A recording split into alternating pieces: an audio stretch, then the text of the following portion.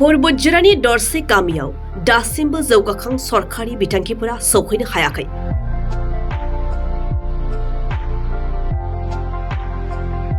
क'क्राझार जिल्ला परबतजिरानि टिपकाइ बेन्दोंआव थानाय 2 नं सुखानजरा गामियाव दासिमबो जौगालु सरखारि बिथांखिफोरा सौहैनो हायाखै।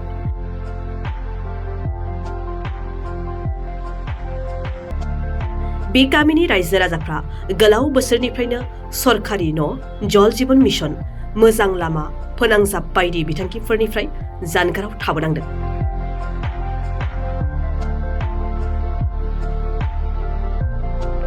सुखानजरा गामियाव मोजां लामा आरो गोग्गो लोंग्रा दैनि जेबो राहा गैयैनि जाउनाव गामिनि रायजो राजाफ्रा थरथिंसे गोग्गो लोंग्रा दैनि थाखाय हालाय हाफाय जानांदों। PMAY बिथांखिनि सिङाव गंनै गंथामसो न'फोरखौ मोननायनि अनगायै दासिमबो मोनसेबो जौगालु सरखारि बिथांखिफोरा गामियाव सौहैयाखै।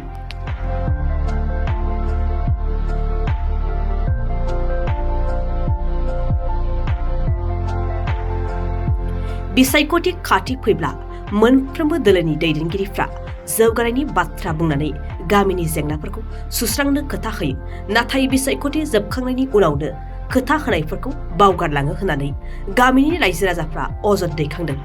लोगोसे गामिनि जेंनाफोरखौ थाबैनो सुस्रांनायनि राहा लानो थाखाय रायजो राजाफ्रा खौरां बिजोंनि गेजेरजों सरकारनिसिम खावलायहरदों।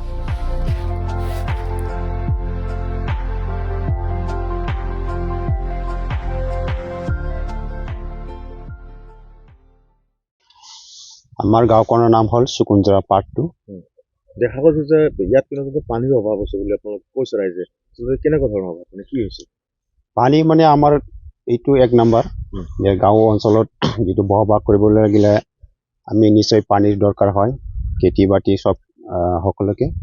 তো আমাৰ ইয়াত পানীৰ সমস্যাটো এনেকুৱা সমস্যা যে আমি অলপ মাটিৰ খোৱা খান্দি পেলাই পানীবোৰ ব্যৱহাৰ কৰি আছো, আৰু কিছুমান দমকল আছে, দমকলবিলাক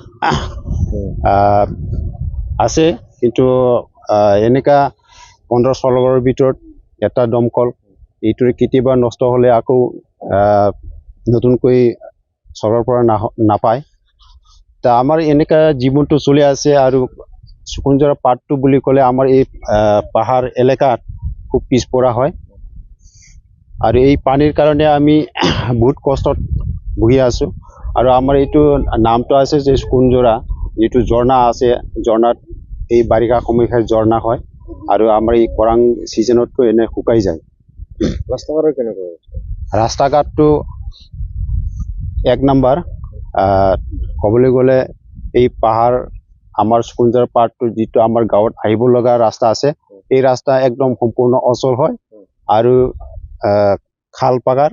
আৰু এই ৰাস্তাৰ কাৰণে আমি কেতিয়াবা গাঁৱৰ মানুহ যদি অসুবিধা হয় বা অসুখ বিসুখ বেমাৰ আজাৰ যদি হয়, একমাত্ৰ এই ৰাস্তা ঘাটৰ কাৰণে আমাৰ গাঁৱৰ ৰাজ্য বেমাৰ মানুহে এই কষ্টত ভুগিব লগা হয়, আৰু আমি সোনকালে কেতিয়াবা মৃত্যুৰ মুখত পৰা নাই, কেতিয়াবা মৃত্যুৰ মুখত পৰিছে আৰু পৰি আছে, আৰু এতিয়ালৈকে সেই অৱস্থাত আছে।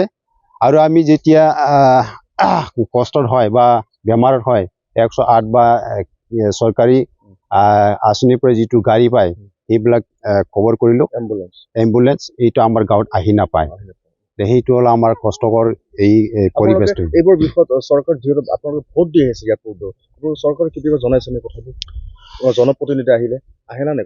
আহে, জনপ্ৰতিনিধি আহিয়ে, আৰু এইবিলাক ভোটৰ কাৰণে আলোচনা হয়, আৰু আমাৰ ৰাজ্যক সিহঁতে আহ্বান কৰে বা অনুৰোধ কৰে।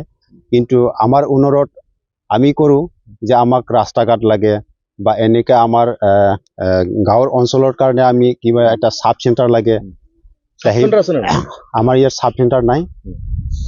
এইটো ৰাস্তা ঘাটটো আমি BCDC লেভেলত বহুতে এপ্লাই কৰিছে বা এপ্লিকেশ্যন কৰিছে, কিন্তু আমাৰ ইয়াত ৰাস্তা ঘাটৰ কাৰণে চৰকাৰে এইটো গুৰুত্ব নিদিয়ে।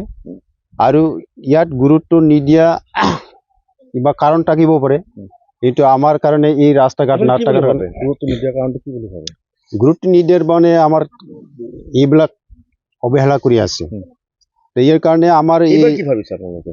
যিহেতু সন্মুখত লোকসভা নিৰ্বাচন তো সন্মুখৰ নিৰ্বাচনটো আমি ভাবি আছো যে আমাৰ ৰাস্তা ঘাট যিয়ে চৰকাৰে আমাক সুবিধা কৰি দিব এই চৰকাৰকে আমি অতি শীঘ্ৰে মানি ল'ম আৰু তাকে আমি ৰজা বুলি আমি মানি ল'ম আৰু কি অন্যথায় অন্যথায় যদি আমাৰ এই ৰাজ্যক যদি সুবিধা নিদিয়ে তেনেহ'লে এই চৰকাৰক আমি কেনেকৈ মানি ল'ম মানে ভোট বৰ্জন কিবা কৰিব সিদ্ধান্ত লৈছে। ভোট বৰ্জন কথাটো নাহে কিন্তু আমাক এইবিলাক মানে দাবী যে চৰকাৰে অতি শীঘ্ৰে আমাৰ এই ৰাজ্যক উপকাৰ কৰিব লাগে কৰিব লাগে আৰু ৰাস্তা ঘাট বা এই কুঁৱাৰ পানীবিলাক সুবিধাটো দিব লাগে এইটোৱে আমাৰ ৰাজ্যৰ পৰা আহ্বান জনাইছোঁ থেংক ইউ